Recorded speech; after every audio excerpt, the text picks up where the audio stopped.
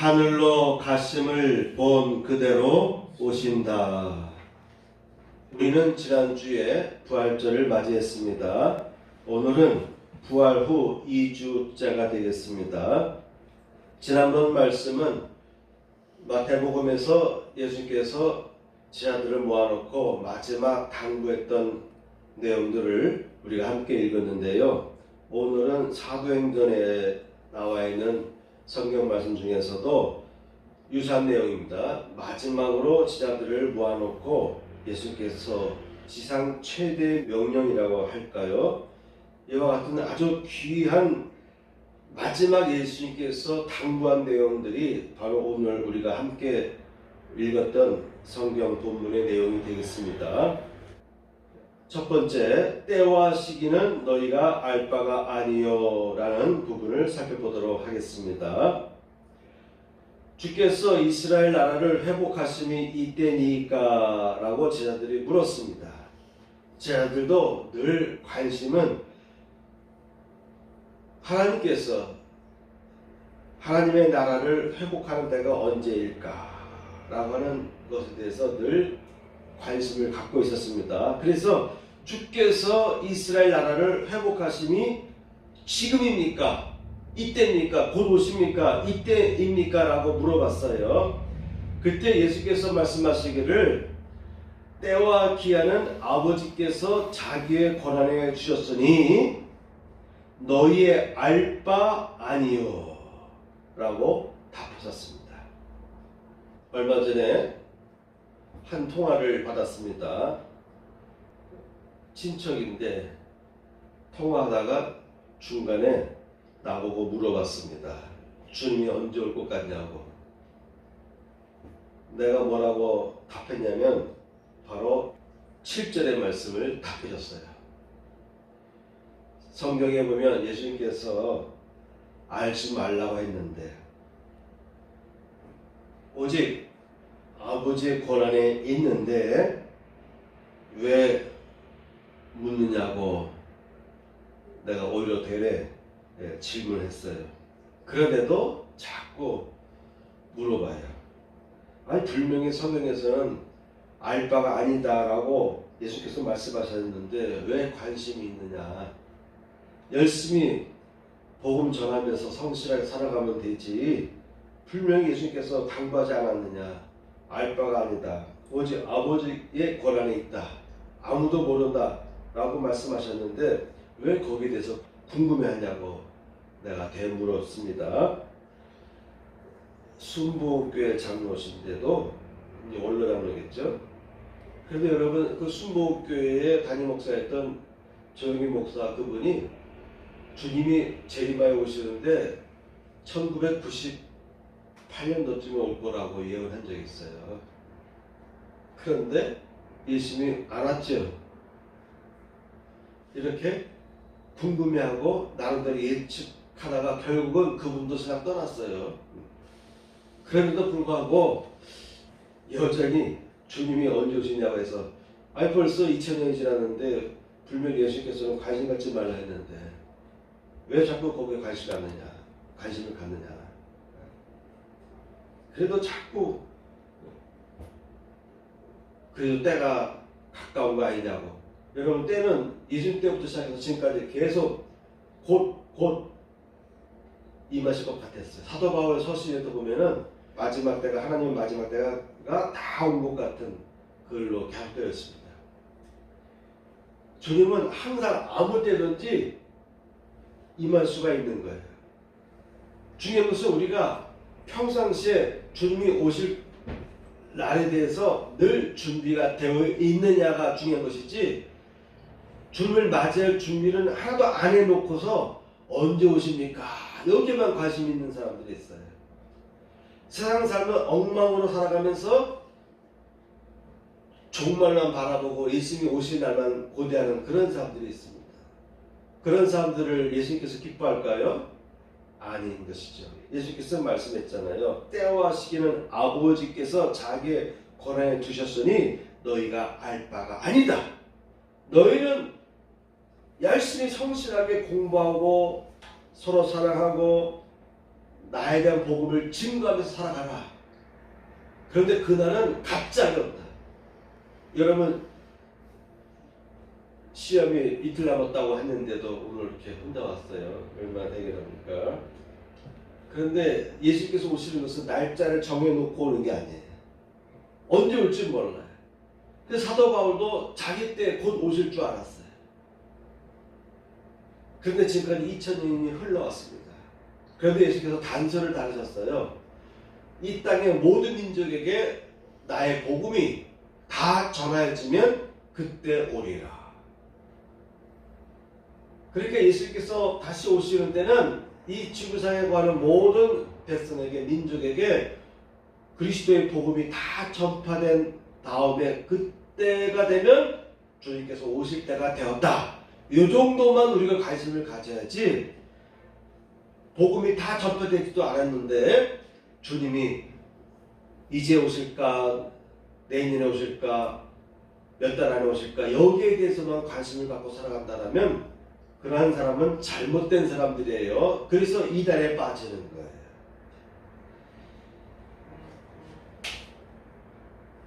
그래서 예수께서는 누가복음에서 이렇게 말합니다. 가라사대 미혹을 받지 않도록 주의하라. 많은 사람이 내 이름으로 와서 이르되 내가 그러라 하며 때가 가까이 왔다 하겠으나 저희를 쫓지 말라. 예수께서 이와 같이 정확하게 구체적으로 언급해 주셨습니다. 미혹을 받지 않도록 주의하라.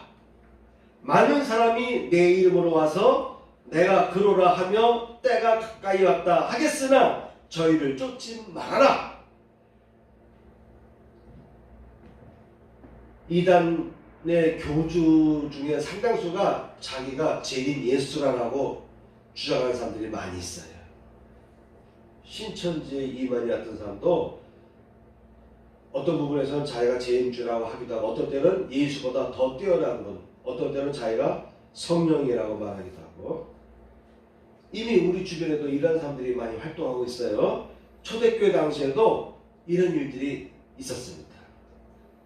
그때마다 크리스찬들은 주님이 가까이 오셨나 보다라고 생각했어요. 그러나 그 당시에는 복음이 전 지구상에 전파되지 않았죠. 온 세상에 전파되지 않았던 것이죠.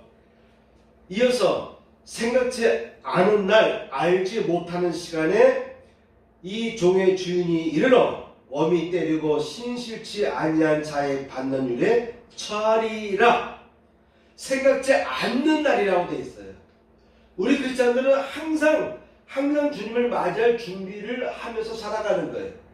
그래서 항상 시험 공부를 늘 준비하고 있는 사람은 빨리 시험 봤으면 이러한 자세를 갖고 있고요. 준비가 안 됐으면 일주일만 더 늦춰졌으면, 이틀만 더 늦게 시험 봤으면 하지만은 이미 시험 볼 준비가 되어 있는 사람은 귀찮아요. 빨리 봐요. 지금 당장이라도 봐요. 왜? 준비가 다 됐으니까. 그래서 여러분, 생각지 않는 날이 있는데 여러분 어떠한 삶을 살아가시겠습니까? 나는 아직 결혼 안 했으니까, 아직은 죽을 때가 안 됐으니까, 아직 나는 손자도 못 봤으니까, 아직 나는 내 자녀들을 다 시집장가를 못 보냈으니까, 아직 나는 대학교 생활도 못 했는데 아직은 아니에요. 아직 안 왔으면 좋겠습니다 라고 말할지 모르겠지만은요, 모든 사람에게 똑같은 것은 생각지 않은 날. 그러니까 우리 크리스찬들은 늘 생각하고 있어야 돼요. 지금 오셔도 주님 앞에 나아갈 수 있는 자세로 살아가야 되고요. 항상 우리 크리스찬들은 어느 때 오든지 지금 오신 날짜도 나는 구원받을 수 있는 마음의 준비가 되어 있어야 되는 것이죠. 그런데 상당수의 사람들은 아직 준비가 안 된 거예요. 그래서 생각하지 못한 날, 알지 못하는 시간에 주님이 오셔서 심판하신다라고 말씀하셨습니다. 예수께서 오신다고 하셨기 때문에 그때는 반드시 오게 되어 있어요. 그런데 아무도 모른다. 또 어떤 사람에게는 알지 못하는 시간이다. 미처 깨닫지 못한 시간, 대비하지 못한 시간. 그러나 어떤 사람에게는 이미 늘 준비가 되어 있기 때문에 내일 시험 볼 때 선생님이 오셔가지고 갑자기 오늘 시험 볼게 이렇게 말할 때가 있어요. 대학생을 하다 보면은, 고등학교 생활 하다 보면 선생님들 중에는 쪽지 시험을 보게 할 때가 있을 거예요. 오늘 공부한 내용을 또는 지난 시간에 공부한 내용을 공부할 시간도 주지 않고 쪽지 시험이라는 것 같은 시험을 치르게 할 때도 있을 거예요. 준비가 된 사람에게는 그것이 두렵지 않지만 준비가 안 된 사람은 아니 왜 예고도 안 하고 시험 보세요. 하루만 시간 주세요. 1시간만 쉬었다가 시험 봤으면 좋겠어요 라고 말할 수가 있겠습니다. 그러나 우리 크리스찬들은 항상 준비가 되어 있어야 된다고 하는 것이죠. 마태복음 24장에서 예수께서 이렇게 말씀했습니다. 이 천국 복음이 모든 민족에게 증거되기 위하여 온 세상에 전파되리니 그제야 끝이 오리라. 이렇게 말씀해 주셨어요. 그래서 주님께서 오시는 때는 이 땅에 복음이 모든 민족에게 다 전파되는 것을 봐야 되는 거예요. 그때까지는 아니다라는 것을 우리는 살펴볼 필요가 있겠습니다. 그런데 왜 예수께서는 예언해 주셨는데 아직도 안 왔습니까? 라고 하는데 예수께서 말씀하십니다. 그 날들을 감하지 아니할 것이면 모든 육체가 구원을 얻지 못할 것이니 그러나 택하신 자들을 위하여 그 날들을 감하시리라. 모든 육체가 구원을 얻지 못할 것이나 그러나 택하신 자들을 위하여서 그 날들을 감하시리라. 지금 당장 예수님께서 오시면은 구원받을 수 있는 준비가 안 된 사람들이 너무 많은 거예요. 그래서 주님은 그 날을 자꾸 늦추신다는 것을 여러분 예수님 말씀 중에서 기억하시기 바랍니다. 마태복음에서도 오늘 본문 말씀과 똑같은 내용을 전하셨습니다. 마태복음 24장에 보면은 그러나 그 날과 그때는 아무도 모르나니 하늘의 천사들도 아들도 모르고 오직 아버지만 아시느니라. 그러나 깨어 있으라. 어느 날에 너희 주가 임하는지 너희가 알지 못함이니라. 너희도 예비하고 있으라. 생각지 않은 때에 인자가 오리라.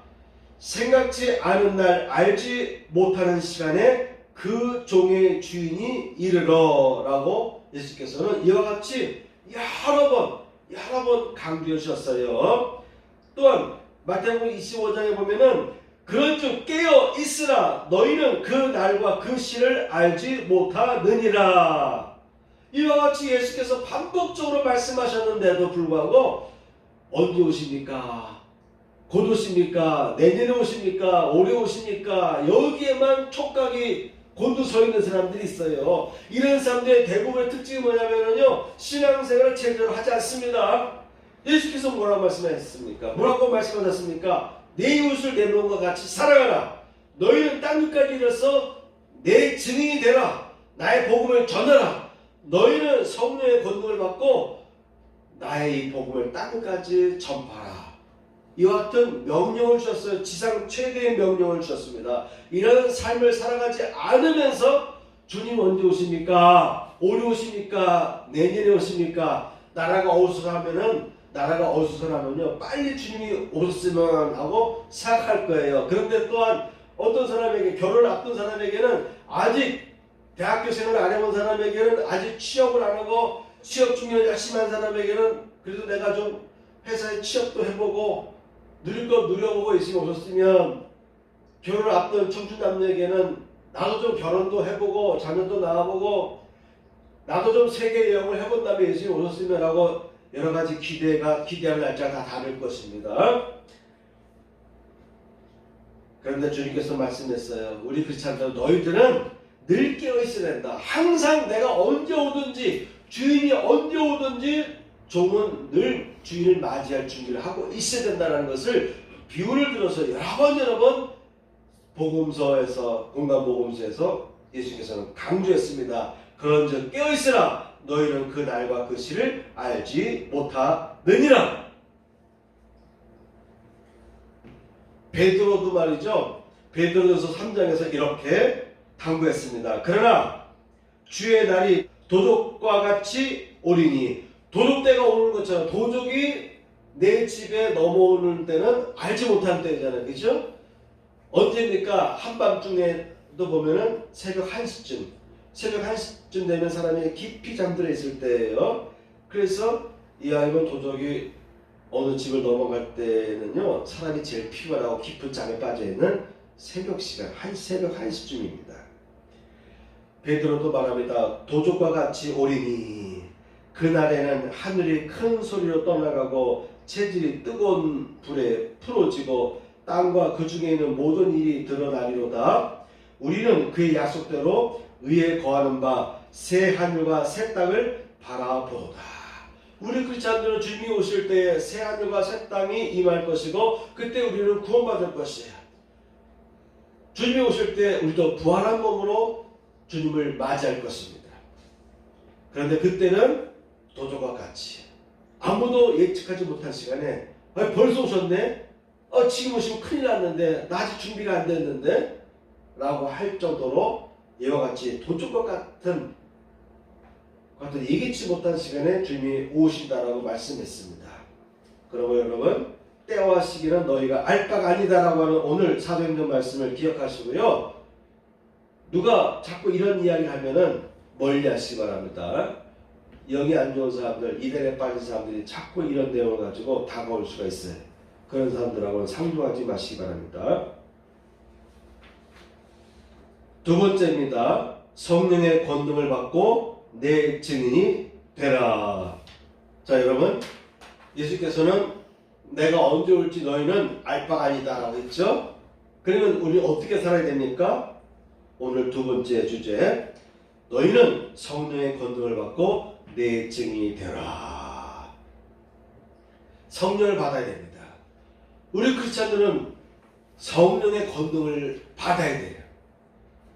성령의 권능을 받아서 예수님의 증인된 삶을 살아가야 되는 것이죠. 이것이 우리가 지금 해야 될, 우리가 추구해야 될 그 같은 삶의 방향인 거예요. 그래서 예수님의 이 말씀을 듣고 지자들이 예루살렘을 떠나지 않냐고 기다렸어요.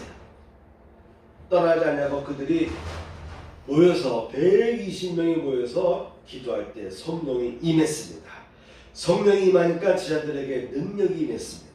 어떤 능력이 임했냐면요, 사도행전 3장에 보면은 제9시 기도 시간에 베드로와 요한이 성전으로 올라가다가 나면서부터 걷지 못하게 된 자를 사람들이 메고 오니 이는 성전에 들어가는 사람들에게 구걸하기 위하여 날마다 미문이라는 성전문에 두는 자라. 그가 베드로와 요한이 성전에 들어가려 함을 보고 구걸하거늘 베드로가 요한으로 더불어 주목하여 가로되, 주목했습니다. 이 나면서부터 안진뱅이 된 사람을 주목하여 가로되 우리를 보라 라고 큰 소리로 말했습니다.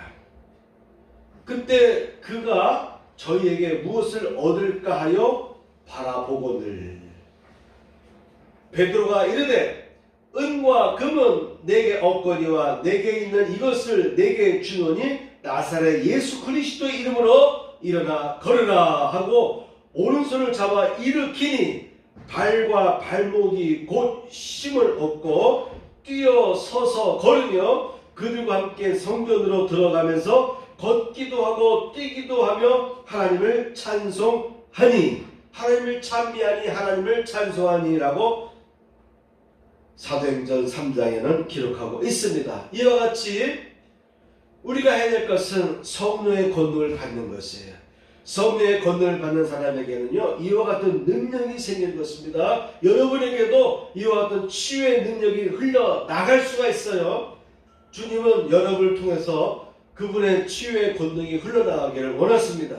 그러면 우리 크리스찬들은 먼저 성령 충만을 받고 성령의 권능을 받는 가운데서요, 우리는 예수의 복음을 증거하는 삶을 살아갈 필요가 있습니다. 그랬더니 그 모습을 보고 백성들이 보고서 놀랐어요. 모든 백성이 그 걷는 것과 하나님을 찬송함을 보고 이 기적을 체험한 이 안진뱅이 이분이 얼마나 기분 좋겠어요. 그래서 그가 걷기도 하고 뛰기도 하면서 하나님을 찬미했어요. 그 모습을 많은 사람들이 보게 됐습니다. 그 본래 성전 민문에 구걸하던 사람인 줄 알고 그의 당한 일을 인하여 심히 기히 여기며 놀라니라 하니. 왜 기적을 일으킵니까? 기적이 아니고서는 예수에 대한 복음에 대해서 관심을 사람들이 갖지 않기 때문에 그들에게 기적이라는 이와 같은 매개체를 통해서 예수는 살아계시고 예수는 우리의 구주라는 것을 확신시켜 주시기 위해서 하나님은요, 여러분을 통해서도 기적이 나타납니다. 여러분에게 성령이 충만하게 임하시고 그런 성령이 충만한 가운데 기도할 때, 선포할 때 기적들이 나타나기를 축복합니다. 사도행전 14장에 보면은 루스드라에 발을 쓰지 못하는 한 사람이 앉아있는데 이분도 똑같아요. 나면서 걷지 못하게 되어 걸어본 적이 없는 자라 바울이 말하는 것을 듣거늘. 바울이 말하는 것을 이 안진뱅이도 걷지 못하는 사람도 듣고 있었습니다. 그때 바울이 주목하여 구원받을 만한 믿음이 그에게 있는 것을 보고 베드로와 요한도 그 걷지 못하는 사람을 바라봤습니다. 주목하여 봤습니다. 그를 보고서는 일어나라고 선포했습니다. 아마도 사람의 얼굴을 보면은, 사람의 모습을 보면은 뭔가 느껴지는 것이 있는 것 같습니다. 사람의 모습에서도요, 뭔가 느껴지는 풍채가 있어요. 그렇죠? 그래서 기적도요, 아무에게나 일어나지 않습니다. 주님이 여러분을 보시고 여러분이 누군가를 봤을 때, 아, 이 사람은 안타깝다, 이 사람은 어떻게든 간에 치유받아야 될 사람이다라고 하는 동정심이 느껴질 필요가 있어요. 아, 이분을 보니까 믿음이 충만해. 이렇게 믿음이 충만한 사람은 이대로 살아서 안 되겠어. 이 사람은 반드시 하나님께서 능력 가운데서 고쳐주셔야 되겠다라고 하는 감동이 느껴지는 사람이 있어요. 바울도 걷지 못한 사람을 봤을 때에 주목하여 구원받을 만한 믿음이 그에게 있는 것을 보고 말씀을 듣는 그 사람의 모습을 보니까 바울이 감동이 왔어요. 여러분이 예배를 들을 때, 말씀을 들을 때도요, 여러분이 이 시간 말씀을 들을 때도 주님이 보실 때, 말씀을 전하는 제가 여러분 얼굴을 볼 때, 여러분의 모습을 볼 때, 야, 저분에게 말씀이 지금 깊이 흘러 들어가고 있구나 라고 느껴질 수 있는 경우가 있습니다. 어떤 사람은 말씀을 듣더라도 예사롭지 않게 말씀을 듣는 거예요. 사모하는 마음으로, 간절하게 사모하는 마음으로, 말씀을 하나도 놓치지 않고 싶은 마음으로 말씀을 듣는 거예요. 말씀을 잘 이해할 수 없고 듣더라도 내가 아직 이해할 수 있는 단계가 안 됐어도 말씀을 듣고 싶어서. 이거 마찬가지일 거예요. 네? 지금 말씀을 제대로 다 듣고 이해할 수 있는 상태는 아닐 거예요. 나는 초등학교 1년 때 또 2, 3학년 때도 어머니가 가정집에서 드리는 예배 시간에 그때 새벽 예배 끝나고 가서도 아침 6시, 7시에 모이는데도 가서 졸려도 무슨 내용으로 설교를 하는지 전혀 이해할 수도 없고 그냥 그 자리에 앉아만 있는 거예요. 어머님이 있으니까 체면상 좋을 수는 없고 그냥 앉아만 있는 거예요. 이와 같이 그런 마음이 있는 거예요. 그저 말씀 듣는 것을 사모하니까 누군가가 말씀을 많이 알고 있대 하니까 어머님도 그분이 예배 보는 곳에 가서 같이 말씀을 듣는 거예요. 아마도 말씀을 배우는 마음이 있었던 것 같아요. 사모하니까 교인 중에서 어느 정도 성경에 대해서 좀 아시는 분이 설교하는 것을 그렇게 들으려고 열심히 들었어요.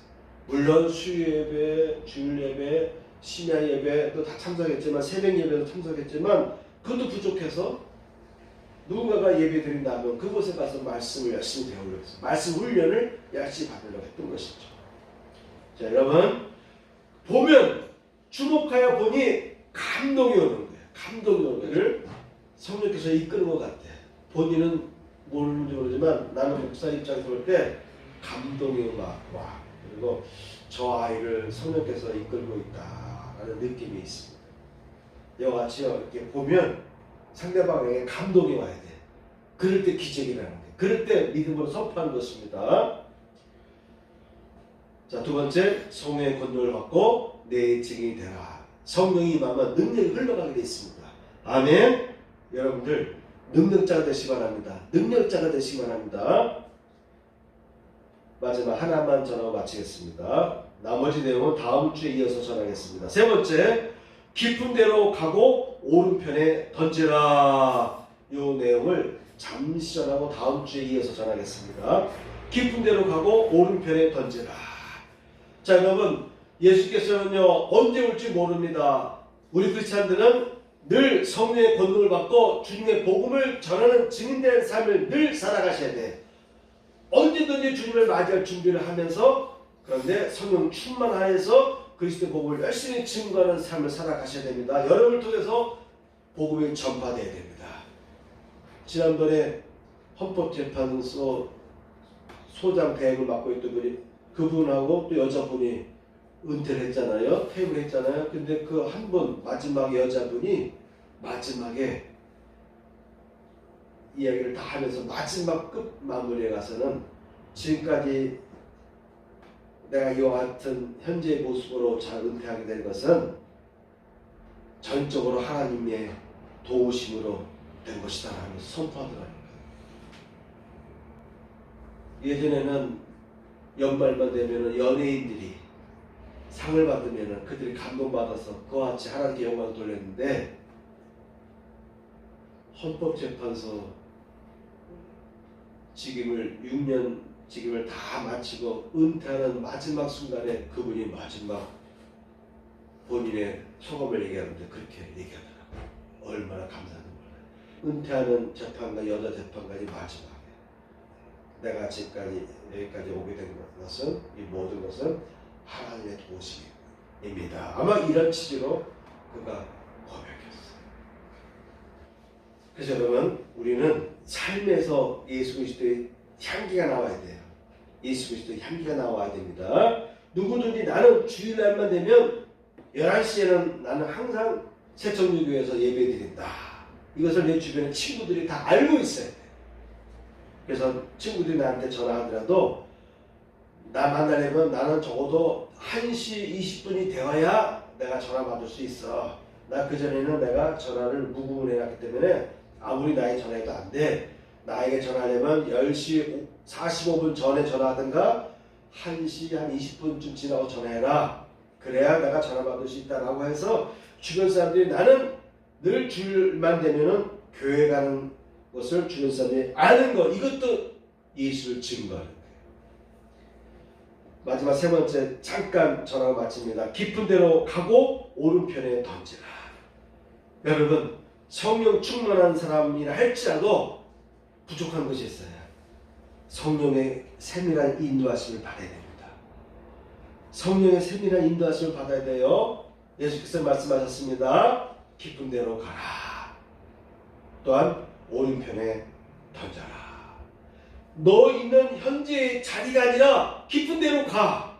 깊은 곳으로 던져라. 현재의 자리에 안주하지 말고 거기에 앉아서만 끔지럭끔지럭 하지 말고 더 깊은 데로 가. 깊은 데로 옮겨가서 그물을 던지라고 권했습니다. 사람은 자꾸 움직이기 싫어하고 편하게 있으려고 해요. 한 곳에 가만히 있으려고 하고 손가락만 까딱까딱 하면서 뭔가 처리되기를 바랄 때가 있습니다. 그런데 때에 따라서는 움직여야 될 때가 있어요. 지금 앉아있는 그곳이 편안할지라도, 지금 앉아있는 지금 여기가 내게 이 모든 환경이 다 나에게 편안할지라도, 아니야, 좀 더 깊은 곳으로. 깊은 곳에는 위험성이 있죠. 그렇죠? 좀 더 깊은 곳으로 가야 돼요. 사람의 수고가 더 많이 필요한 곳이죠. 깊은 곳으로 가라 할 때 갈 수가 있어야 됩니다. 오른편으로 던지라. 아니, 오른편이나 왼편이나, 내가 좀 전까지만 해도 내가 다 그물을 던져봤고 그곳을 내가 지나왔는데, 이미 거기도 내가 다 봤는데, 여기서 눈으로 봐도 오른편에 물고기가 있는지 없는지를 내가 눈으로 봐도 물길 속을 알 수가 있는데, 예수께서 말씀하시기를 오른편에 던져라. 말이 안 되잖아요. 그렇죠? 이 내 배 주변을 내가 다 보고 있어. 지금까지 내가 낚시를 하면서 그물 던지면서 다 파악했던 것이요. 몇 번씩 던지면서 실패했던 것이요. 그런데 예수께서는 오른편에 던져. 이 말은 뭐냐면 다시 해봐라. 다시 오른쪽으로 던져봐라. 다시 오른쪽으로 가봐라 라고 권하는 것입니다. 순종했을 때 어떤 일이 벌어집니까? 그물이 찢어지도록, 그물이 찢어지지 않더라도 153마리의 물고기가 한 마리도 빠져나가지 않고 그물이 찢어지지 않고 잡히기도 하며, 때에 따라서는요 그물 던졌는데 너무너무 잡혀가지고 그물이 찢어져가지고 새어나갈 정도로, 그래도 그물 찢어진 곳으로 물고기가 새어나가서도 가득 채워졌다. 찢어질 정도로 내가 준비한 만큼 이상으로 넘치도록 하나님께서 도움을 주시기 때문에 내 그물이 찢어지기도 하고요.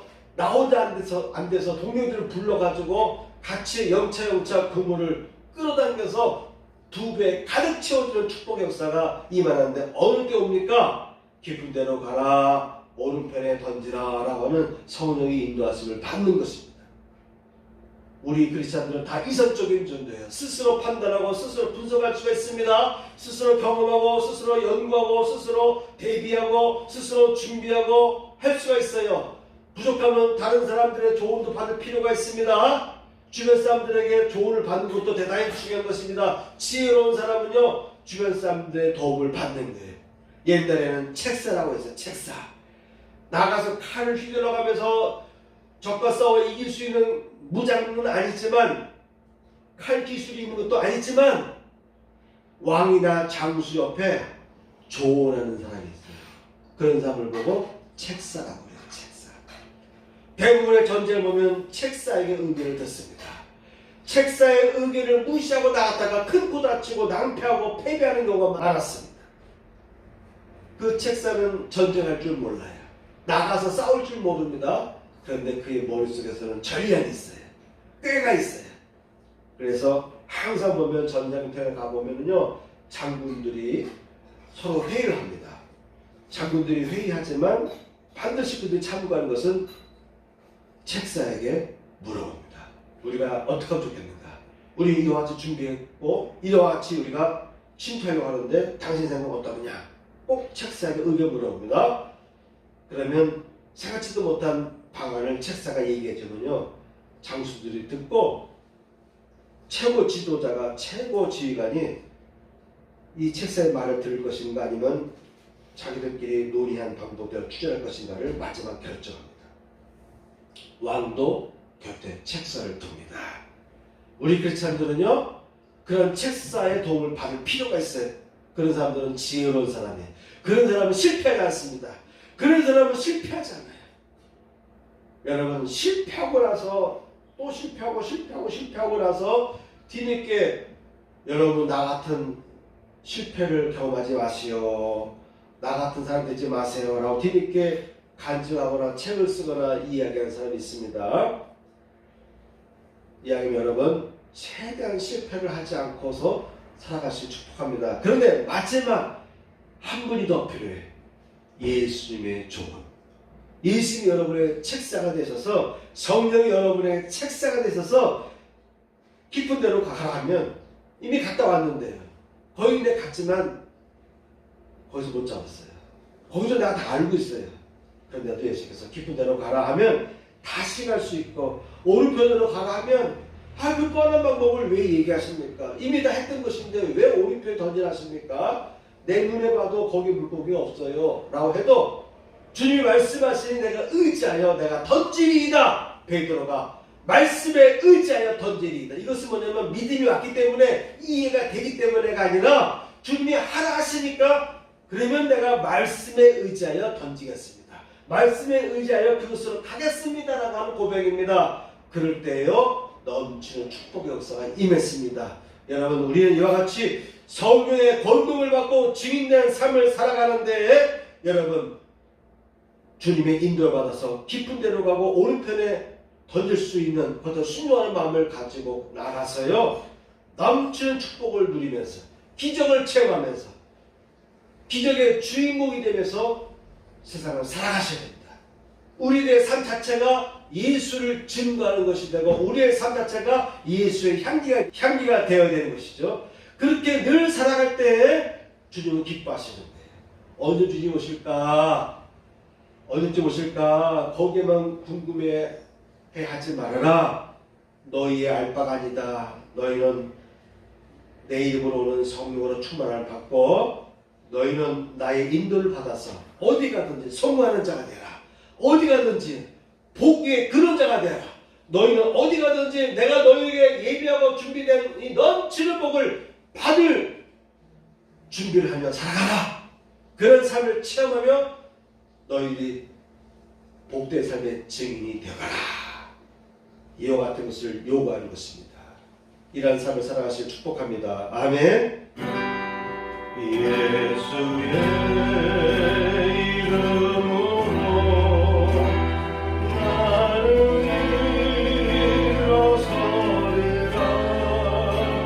주가 주신 능력으로 나는 일어서리라. 원수가 날 향해 와도 쓰러지지 않으니 주가 주신 능력으로 주가 주신 능력으로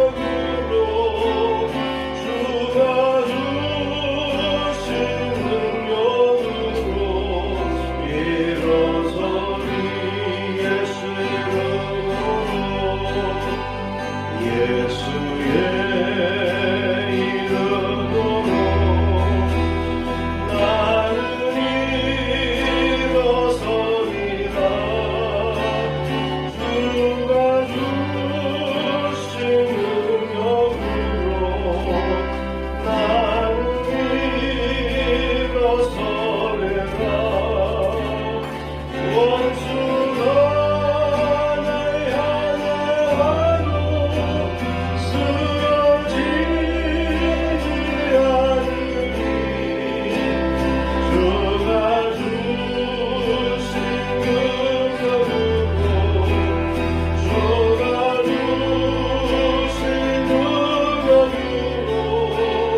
주가 주신 능력으로 일어서리.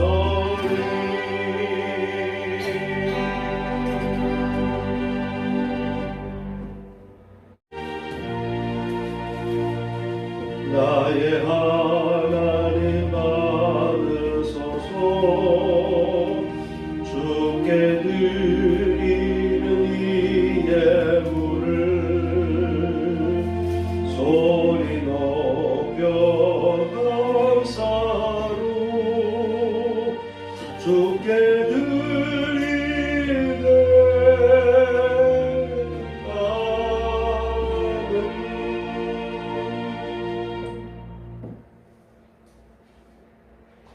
가슴에 손을 얹고 복을 기도를 드리겠습니다. 할렐루야. 하나님 아버지, 오늘도 하나님의 존전에 아름다운 예물들이 복원되었습니다.